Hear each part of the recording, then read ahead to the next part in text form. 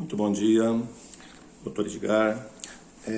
Hoje eu vou repercutir mais uma vez a notícia do falecimento de Marília Mendonça, porque o UOL, ontem publicou uma reportagem sobre este assunto, dizendo como ficará a herança de Marília Mendonça.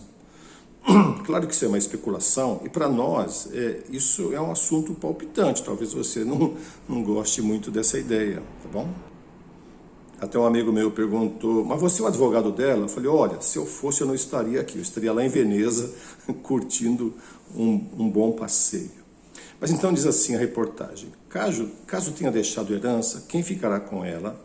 Marília tinha um filho de 1 ano e 11 meses, menor de idade, portanto. Quem administrará o dinheiro dele? Para responder essas perguntas, o UOL conversou com uma advogada e ela então vai dizer a respeito desse assunto, porque ela é especialista em direitos e sucessões, tá bom? Vai ficar um pouco desagradável, porque eu estou com o computador ao lado aqui para lendo as coisas mais importantes. Diz aqui então, olha só, sem testamento, filho é único herdeiro. Então, diz aqui, em primeiro lugar, a família tem até 60 dias desde a morte para abrir um processo de inventário da herança de Marília Mendonça. Esse prazo é estabelecido lá no artigo 611. Bom, depois de feito o inventário, há 2 cenários mais prováveis. Tomando o ponto de partida que todo o patrimônio estava em nome dela e de que não há testamento, isso é uma possibilidade, o filho é o único herdeiro, ou seja, uma criança de 1 ano e 11 meses é o único herdeiro, porque os descendentes estão na primeira linha de sucessão. Então, o Código Civil estabelece o seguinte, primeiramente, os descendentes, os filhos. Não havendo filhos, os ascendentes, os pais. Não havendo nenhum dos dois, os colaterais, os irmãos do falecido. E uma vez que essa criança é tão pequena, ela não pode administrar os próprios bens. Então, se estabelece lá um tutor, então até os 18 anos, essa criança não poderá administrar os próprios bens, será nomeado um tutor, poderá ser o pai da criança, a avó, Mas então diz aqui que os outros 50% da herança serão distribuídos conforme estiver designado no testamento. Como não era casado com a sertaneja,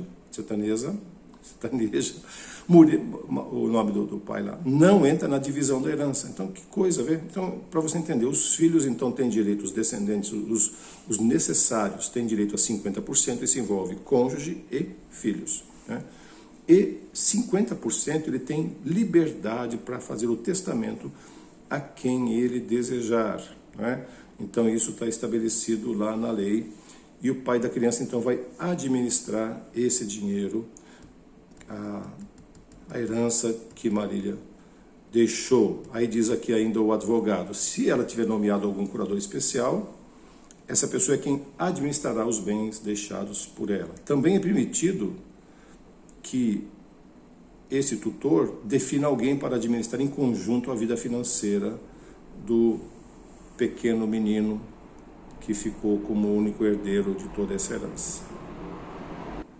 Agora tem um título aqui dizendo o seguinte, regras são diferentes, olha só, regras são diferentes se o patrimônio estiver em empresa. Isso está lá no UOL, no dia de ontem. Então o advogado diz que há uma outra possibilidade.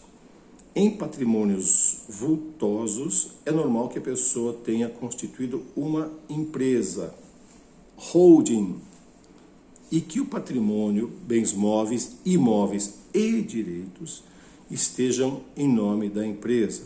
Se for o caso, a herança será em relação às cotas da empresa e as regras podem ser diferentes. Dificilmente teremos acesso a essas informações, porque o padrão é haver sigilo sobre esses documentos. Ela tinha 5 empresas em seu nome.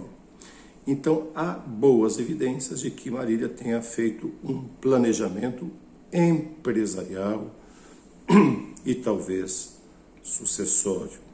Na verdade, existe aqui uma pequena desinformação, no sentido de que essas declarações não são públicas. Não, isso não é verdade, né? Esse documento, ele tem que, é obrigatório, ser registrado na junta comercial, no caso lá de Goiás. Então ele precisa estar registrado, e isso dá fé pública, isso dá conhecimento público daquele conteúdo ali, tá certo? Agora, existe um outro documento chamado Acordo de Sócios, em que ali se dispõe sobre várias condições que o público não necessita saber, e isso fica, sim, esse documento fica resguardado, embora no cartório de títulos e documentos, mas esse documento não tem esse domínio público, ok? Então, vejam só a relevância como a coisa é tão real, é tão presente na nossa vida. E eu vou terminar hoje lendo aqui uma outra reportagem da mesma revista UOL, dizendo o seguinte: fizeram uma outra reportagem sobre grandes patrimônios, e a última frase aqui é o seguinte: retornando à pergunta acima, sem um bom planejamento sucessório, Michael Jackson, Pablo Picasso, Maradona e George Washington deixaram a seus familiares uma tormentosa disputa pela herança. Então vejam só, ele citou aqui 4 personalidades famosíssimas, não é? E muito claro que se não se faz esse planejamento agora em vida, não é?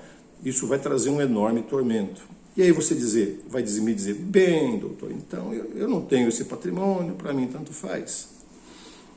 Ontem, lá no Face, eu vi uma foto de uma família, amiga nossa, de muitos, mais de 30 anos, né? E a progenitora faleceu, e houve uma das irmãs que contestou aquela situação, porque não havia feito, logicamente, esse planejamento anteriormente, né? Isso trouxe enormes dores de cabeça, né? Chegando então a colocar no próprio Face lá alguns insultos, algumas ofensas particulares, né? Enfim, casa que falta pão, todo mundo briga e ninguém tem razão. Então eu espero que essa notícia mostre para você a importância, a efervescência do assunto que nós estamos tratando. Por isso é relevante, é fundamental nós divulgarmos informações claras, precisas, para que você possa tomar algumas decisões enquanto ainda é possível. Um ótimo dia a todos.